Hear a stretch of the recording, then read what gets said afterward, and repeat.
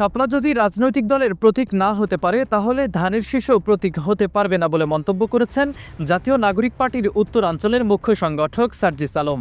বুধবার মধ্যরাতে নিজের ভেরিফাইড ফেসবুক অ্যাকাউন্টে এক পোস্টে সার্জিস আলম বলেন, জাতীয় ফুল হিসেবে শাপলার প্রতীক হতে আইনগত বাধা নেই, কারণ জাতীয় ফল কাঁঠাল ইতিমধ্যে মার্কা হিসেবে আছে। শাপলাকে নির্বাচনী প্রতীক হিসেবে বিধিমালার তফসিলভুক্ত না করার নীতিগত সিদ্ধান্ত নিয়েছে নির্বাচন কমিশন।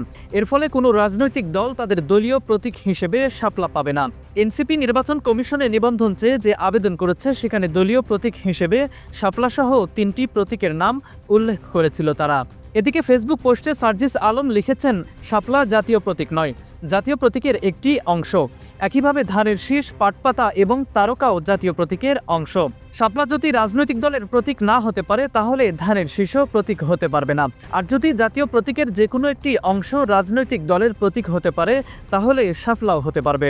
এছাড়াও সার্জিস আলম আরও লেখেন, জাতীয় ফুল হিসেবে শাপলার প্রতীক হতে আইনগত বাধা নেই, কারণ জাতীয় ফল কাঁঠাল অলরেডি মার্কা হিসেবে আছে। আর যদি মার্কা দেখেই ভয় পান তাহলে সেটা আগে থেকেই বলেন। সামিউল আলিম, 15 টিভি নিউজ ডেস্ক।